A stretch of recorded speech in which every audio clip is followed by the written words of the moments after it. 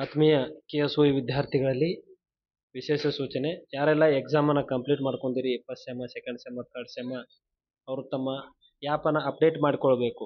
Update ಯಾವ ರೀತಿ ಮಾಡ್ಕೋಬೇಕಪ್ಪ ಅಂದರೆ, ಮೇಲ್ಗಡೆ ರೈಟಲ್ಲಿ ಬೆಲ್ ಐಕನ್ ಪಕ್ಕದಲ್ಲಿ ಕಾಣಿಸ್ತಕ್ಕಂಥದ್ದು ವಿ ಅಂತ ಹೇಳಿದೆ.